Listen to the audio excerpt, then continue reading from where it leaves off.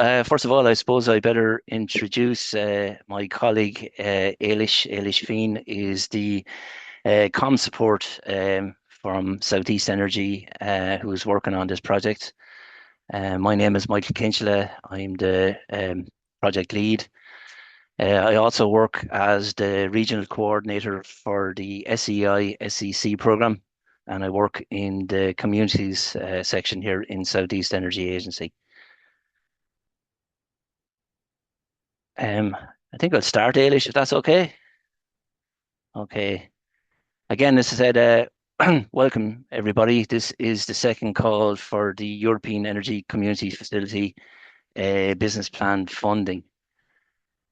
Just I suppose before we kick off, a bit of housekeeping rules. So if I could ask you all to mute yourself when you're not speaking. This meeting is also being recorded, and the presentation and the slides will be saved on our website and be shared to everybody. At the end of the session, we'll have some questions. I mightn't be able to answer all the questions, but I'll do my very best. There's also a facility that you can actually put some questions into the chat, and there is a facility on the portal to submit any questions, and we'll get back to you if we can't answer them. So the agenda, first of all, is to tell you about the facility, tell you about the grant program, the eligibility criteria, the evaluation criteria, how to apply, and maybe the 10 top mistakes from the first call. As I said, there's a national help desk, so we'll show you how to get into that, and questions and answers. And after the questions and answers, I'm just going to show you some upcoming opportunities where you can get some support from some other EU projects.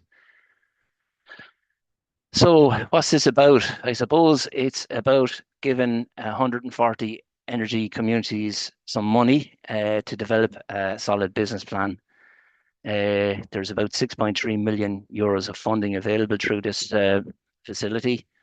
On the first call, there was 73 energy communities supported, and the second call is going to support 71. So the key challenges of any energy community. So lack of capacity, human and financial resources, because I suppose, look, all these energy communities were depending on volunteers.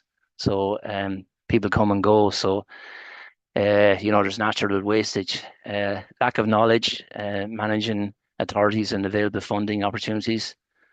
Lack of engagement skills. Many energy communities do not engage with EU funds. I mean, it's pretty new to us in Ireland, but just a lack of knowledge and a lack of information about the funding opportunities that are out there.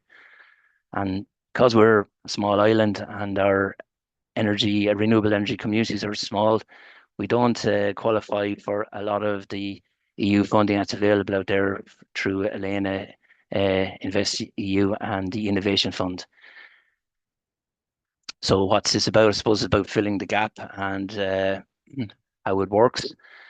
So basically, there's a grant of 45,000 euros for an eligible emerging energy community. And I think that's a word that we'll learn a bit more about as we go on. It's emerging. To do a business plan and to go towards a community energy project. Now, I suppose the private investment probably doesn't really apply to us here in Ireland, because if we're going the SRES route, it has to be community funded rather than private investment. So where does the facility operate? Well, it operates with all the EU member states, and it also includes Iceland, Ukraine, Moldova, and North Macedonia. So, as I said on the first call, there was 73 communities funded from 23 different countries. There was 8,000 members, and 12 different technologies and combinations of technologies were supported on the first call. So it's not all about solar PV, or it's not all about wind farms. There's other technologies that can be funded through this facility. So behind the scenes, we have quite a few consortium members. Some of you might be familiar with these. Federan is the organization for energy agencies, and you can see that the evaluation is done by two external consortium members. Um, so there's a network of 29 uh, EU consortium members, Ireland being one of them. I suppose what's our job here as a project um, partner is to promote the call at national level and in a local language. So each member is doing this presentation in their own local language and support you, the beneficiaries, in the application process. And obviously, we can't write your application, but we can help you with it. So our job then is to carry out a feasibility check to ensure that the proposal and the applications are realistic to the local context. And we don't have any input in as to who gets it, but we can help you to make sure you're on the right track and monitor development and the implementation of the business plan. So what does the beneficiary get? I suppose it's not all about money. There's capacity building, visibility, access to best practices. Like we learn from our EU neighbours, and we can bring learnings to them, and to get an overall view of the national legal framework and the knowledge of other funding opportunities, because there's quite a lot of funding opportunities out there that maybe us as SECs don't realise in Ireland that there is some EU funding out there. So, as I said, the first call was in June last year, and there was 73 projects supported in that. I think there was 21 projects from Ireland. Six of those reached the scoring criteria, but just some people scored ahead of them, so they didn't qualify. The second call opens the 5th of May, and I'd just like to highlight that the deadline is the 5th of July at 1700 hours Central European time, so it's 4 o'clock Irish time. Grant size, as I mentioned before, there's 45,000 euros per community, a lump sum grant to develop a solid business plan. So on the second call, there's going to be 71 communities funded. That's just over 3.2, just less than 3.2 million euros of funding available. And I suppose this is something we got to explain, that there is really two types of countries that are applying for this. So we have the high uptake countries like Austria, Belgium, Denmark, and France, and Germany, and of course Ireland's included in that. And the lower uptake countries like Cyprus, Luxembourg, Finland, Malta. So we've divided it into two categories for the evaluation. So just to give you a bit of an update on the timeline. So it's open for applications at the moment. The application deadline cuts off on the 5th of July at 4 p.m. Irish time. It then goes to evaluation. So there's a 3-month period for evaluation from July to October. And at the end of October, the communication of results. So who gets the grants will get the good news. You sign the grant agreement, and you have 6 months then from the date of signing to develop your business plan. And when the business plan is done, it has to be validated, and there's a 6 months post business plan to do monitoring. This is just a copy of that. It's just the timeline broken down again into dates. So we'll be giving you a copy of this as well. So what does a business plan include? I suppose financial analysis, technical analysis, market analysis, social and community section. So, and then the legal section. And there is actually a business plan template. So you don't have to design the template. If you look on the bottom there and click on the business plan template, it brings you to a link which has the format actually laid out for you. So you just follow that. You don't actually do your own template. There is a specific template to follow. So the eligible criteria. So the first one, I suppose, was one that quite a lot of people fell down on the first application. So you have to be a CLG, you have to be a legal entity. And I did question this with the lead partner, and it's part of their governance that the recipient has to be a CLG. Reason being, I suppose they didn't want to be given 45,000 to an SEC, and then the SEC disappears with the 45 grand, and there is no comeback on it. So it's part of the criteria that the um, SEC has to be a CLG. So you must comply with the EU definition of an energy community and to be based in one of the eligible countries under the LIFE programme. And you commit to completing and monitoring an impact measurement questionnaires to follow after the capacity building programme is completed. And to use the grant as a business plan for a business plan development, not for putting solar PV on buildings. It's actually for a business plan. So now we're getting down to the nitty gritty and how the projects are evaluated.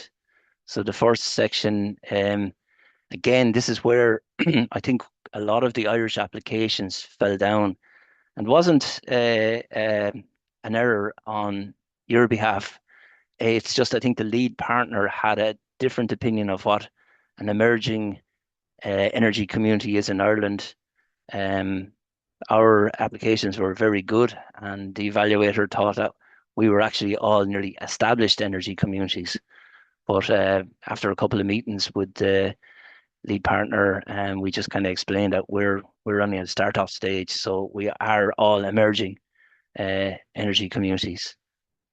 So follow the democratic governance structure and the decision-making process. Roles, responsibilities, and experience clearly described and supported in the business plan. So you need to have a role for everybody that's involved in the business plan. So there's 5 points available for reaching those criteria, and you need a maximum of 2 to pass.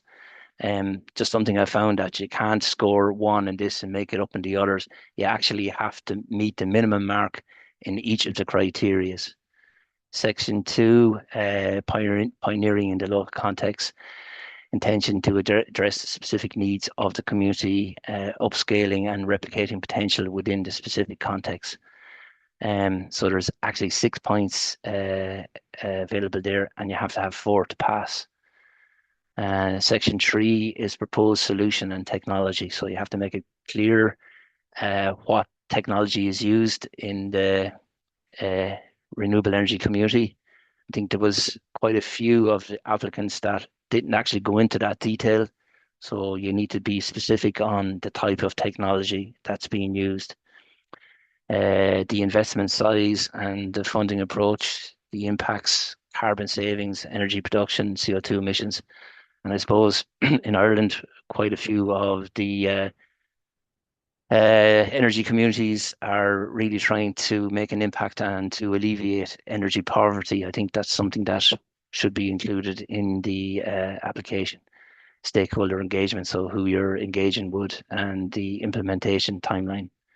Again, there's 9 points maximum from here, and you have to score 6 to qualify. Section 4 is the impact on the local community. This is where I think the energy poverty bit of it comes in. So intention and the strategy to reinvest in the energy community's long-term development and sustainability and the inclusive practices.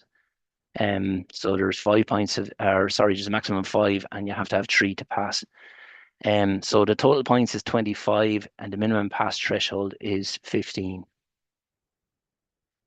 So the 10 mistakes from the first call, not complying with the EU definitions of a renewable energy community or a citizen energy community, insufficient or invalid proof of a legal entity, information provided in national language. I don't think there's any of us going to mix up that. We'll all be able to get across in English.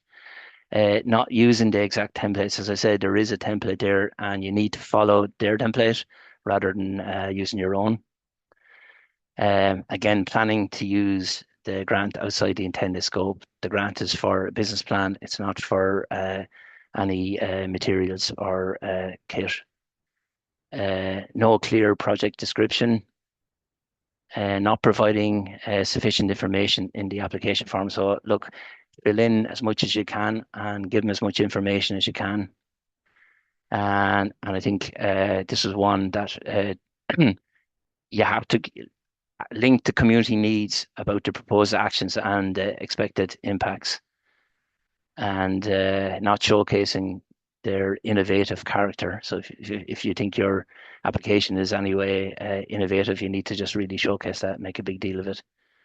And long answers with little focus was another one. The evaluator was getting a lot of spiel, but wasn't really getting any meat on it. So really stick to the point in your application. So this was the first call, and just to give you a breakdown of the high uptake countries, there was 539 applications. There was 316 of them eligible. So there was quite a few applicants that didn't reach the qualifying criteria. 44 received a grant, so that's an 8% conversion rate from applications to the actual grant. On the low uptake countries, there was 152 applications, 61 were eligible, and 29 received a grant. So that was a 19% conversion rate. Just on the portal, there's some useful information. So it's just about what we've talked about already for the call for the proposal. The guidelines are there on the portal, and frequently asked questions. You can all access that and get the info on it. So how to apply, you just click on the link there, apply now, and you upload your template. And as I said, there is a help desk. If we're not able to answer any of the questions here later on, you can put your queries into the help desk, select the country Ireland, your name and your email, and what your query is, and we'll get an answer for you if we can't answer it ourselves. And we'd ask you to join us on LinkedIn, sign up for a newsletter, and look at our events page for any upcoming info sessions. Now, I suppose if anyone has any questions, you can either unmute yourself or if you want to put them into the chat. Hope I didn't bore you too much there.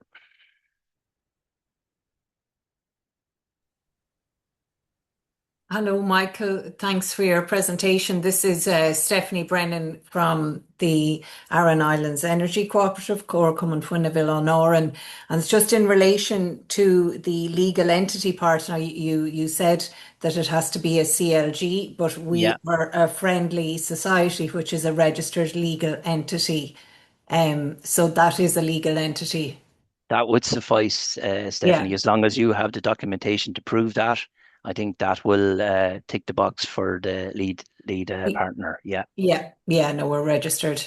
And just to say as well, you were saying about people didn't have something about an REC or a CEC that's where a number of people fell down in call one. We put that into our constitution last year at the AGM. We asked people, we gave a description of what our renewable energy community is. So it might be a bit late for people now, but for funding that'll be coming up again, it might be something to think about for people if they haven't got that done already. So just might be of help to people to know that. yeah, I think it's a very good point, Stephanie, because it was probably the most failure was because the applicants weren't CLGs in Ireland, and we did bring up that with the lead partner, but they said for their governance that that was the criteria, that they had to be a legal entity, and I can kind of get that. I suppose 45,000 is a big sum of money, and they have to have some security of who it's been given to. Thanks, Stephanie. I see Maeve has her hand up there. How are you, Maeve? Can you hear us, Maeve?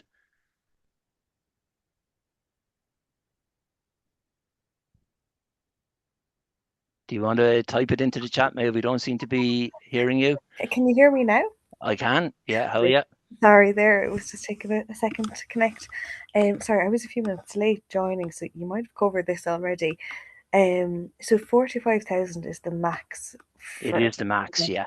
Yeah. and is that covering like 100% of the costs?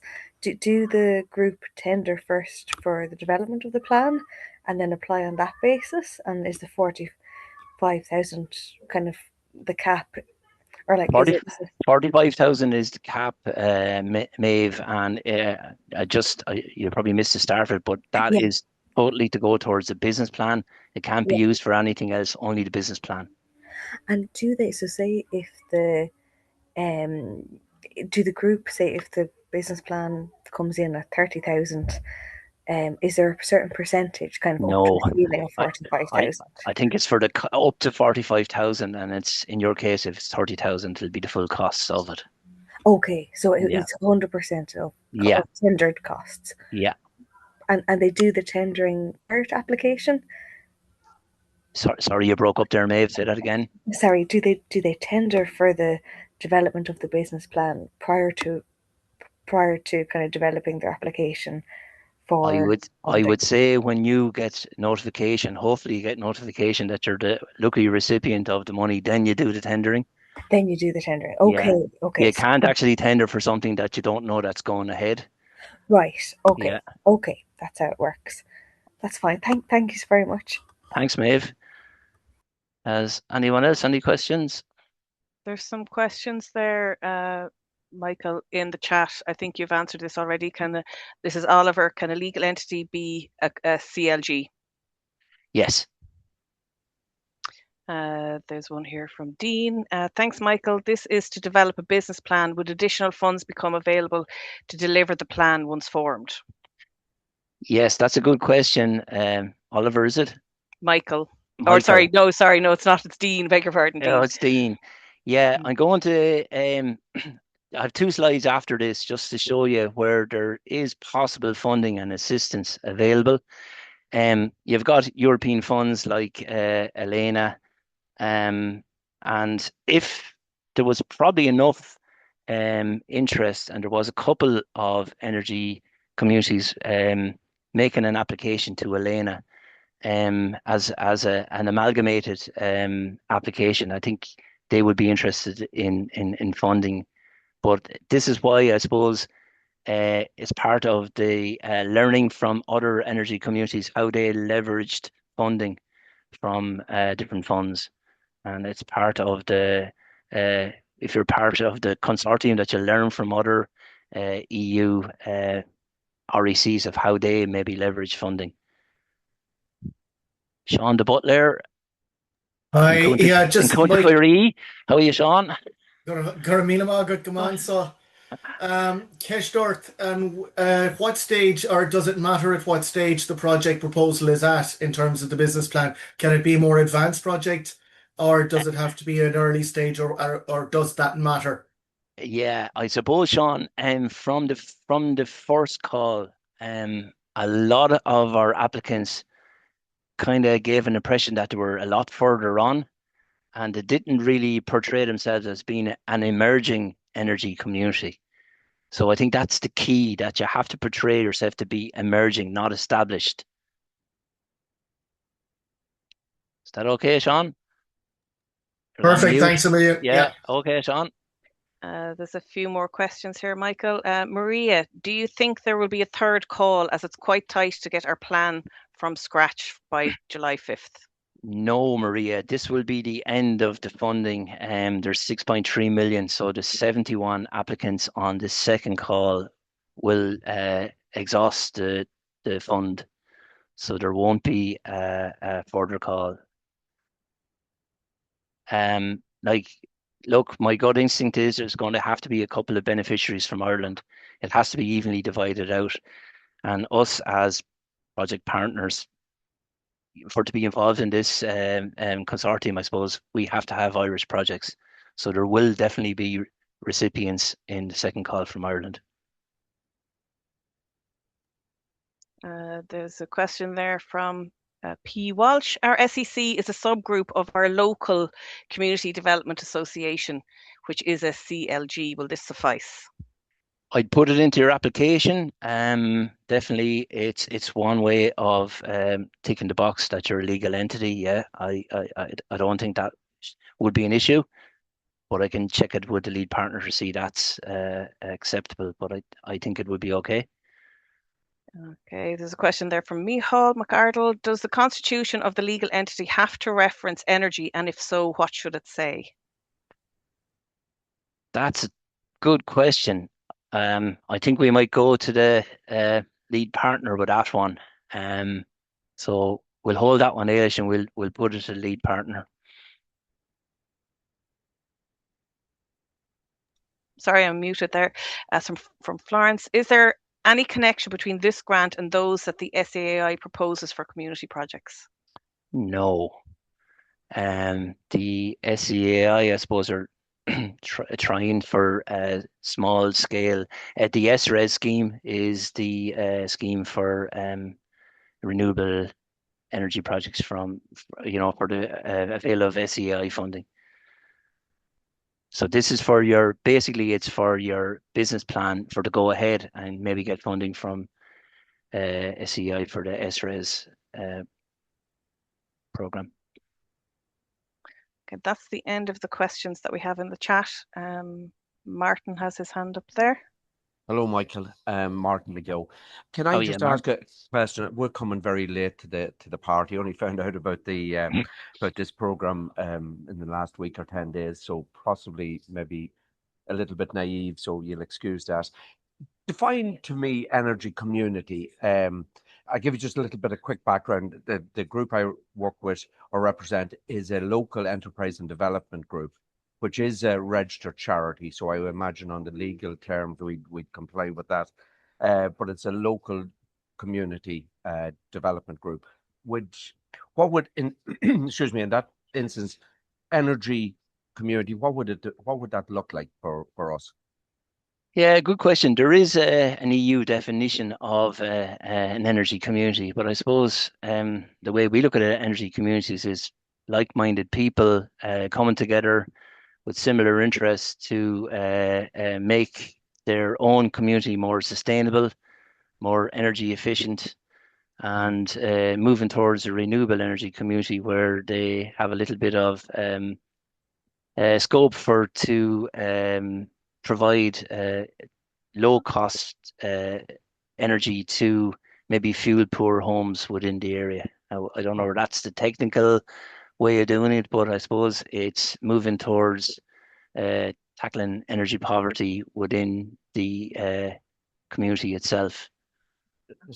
Just a second, thanks for that, Michael. The second part of that question was, we have a sort of a unique resource literally in the village we're from, and it's one of the fastest flowing rivers, I believe, in the British Isles, and it would have generated electricity at a local mill for over 100 years ago. So is hydro energy something? I know everybody's solar and windmill is it's definitely included, Martin. As you saw maybe on the introduction slides, that there's 8 different technologies used here. So it can be anaerobic digestion, it can be hydro, it can be wave.